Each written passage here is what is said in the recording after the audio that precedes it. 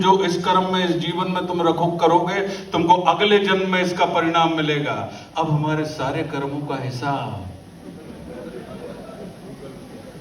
कौन रख रहा है?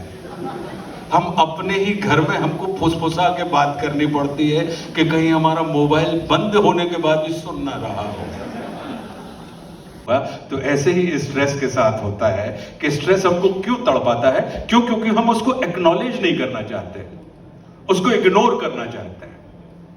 हम ये चाहते हैं कि ये स्ट्रेस नाम की कोई चीज हमारे जीवन में है ही नहीं, जबकि वो देखा जाए तो क्या है? जैसे आग में धुआं होता है। धुआं क्या है? प्रदूषण है, पॉल्यूशन है। तो क्या आग से हम धुआं खत्म कर सकते हैं? क्यों? क्योंकि वो उसका सेकंड नेचर है, बाय प्रोडक्ट है उसका।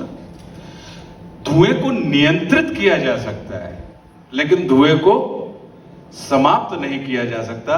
तो ऐसे ही जो स्ट्रेस होता है वो हमारे कर्म का बाय प्रोडक्ट होता है। तो उसे हम नियंत्रित कर सकते हैं, उसे हम समाप्त नहीं कर सकते। और हमारी पूरी की पूरी दौड़ जो होती है स्ट्रेस को समाप्त करने में होती है। इस चक्कर में हम उसको नियंत्रित भी नहीं कर पाते हैं।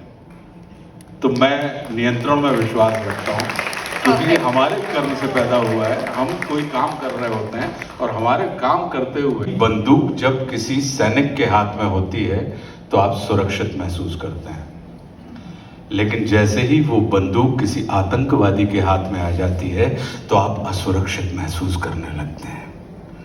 तो समस्या बंदूक में है या समस्या हाथ में है?